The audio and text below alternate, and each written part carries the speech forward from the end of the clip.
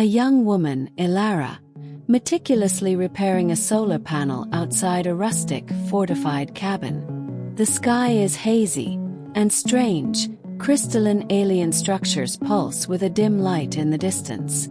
Narrator: the world didn't end with a bang, but with a hum.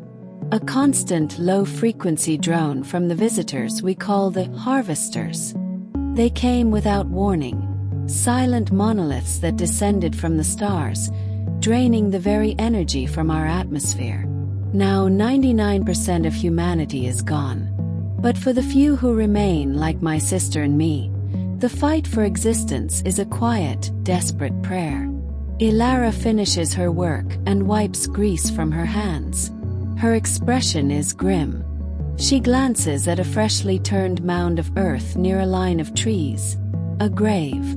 A flashback shows her and her father trying to fix a large water purifier. A sudden, piercing energy wave from a distant harvester causes the purifier to overload and explode, killing him instantly. Back in the present, Ilara secures the cabin's heavy shutters. Inside, her blind brother Leo sits by a shortwave radio, twisting the dial. "Leo, anything today?" Ilara: "Same as always. Just the echoes. The static they leave behind." A strange, rhythmic howling fills the room. The echoes. A side effect of the harvester's energy drain. Leo winces, and Ilara quickly turns it off. The daily 2-hour silence, when the harvesters go dormant, is their only true peace. Suddenly, a figure stumbles out of the woods and collapses at their gate. It's a young man, Kale, clad in the tattered remnants of a scientific jumpsuit, a nasty burn on his leg. Against Leo's protests, Ilara drags him inside, her instincts warring with her caution. Later that evening, while Kale is unconscious, a rugged vehicle pulls up. A woman, Mara, gets out, her face a mask of cold fury. She speaks into a loudspeaker, her voice echoing in the stillness. "Mara, we know you have him. The man with the data. He is an affront to the great silence.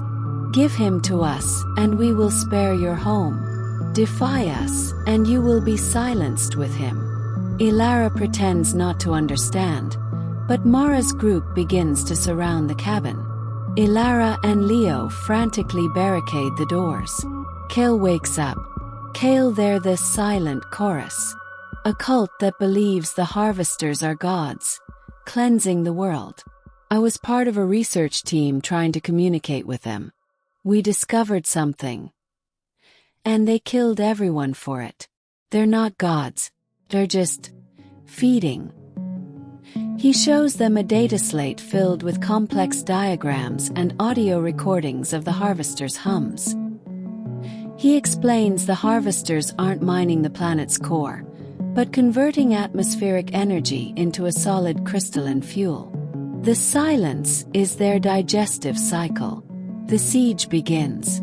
The chorus doesn't use guns, but sonic emitters that create disorienting waves of sound.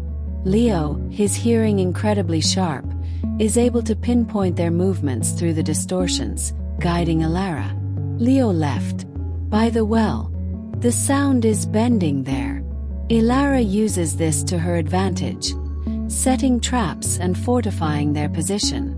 During a lull, Kale tells Ilara the truth about her father's death. It wasn't random. The chorus had sabotaged their purifier, hoping to drive them from their land, which sits in a rare, quiet zone where the harvester's hum is weaker. Heartbroken and enraged, Ilara decides to stop hiding. She rigs an old satellite dish to amplify the echoes, creating a powerful, focused sonic weapon.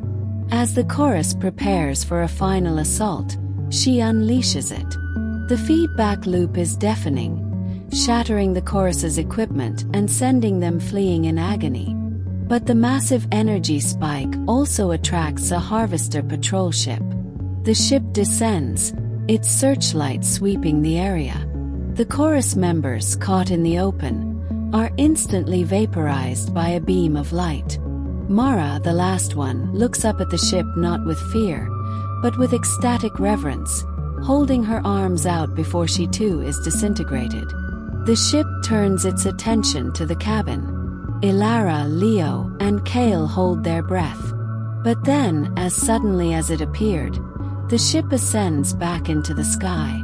The energy spike from Elara's weapon had mimicked a harvester's own signal, confusing it into seeing them as non-threatening. In the aftermath, a fragile peace settles. Kale, using his data slate, shows them a pattern he's discovered.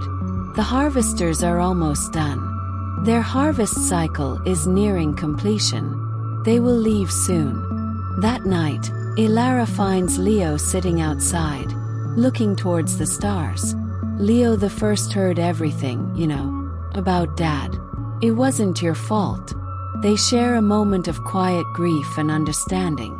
Kale joins them, holding a small, glowing crystal, a piece of harvester fuel he'd recovered. Kale, they're not invincible. They're a process, and every process has a beginning and an end.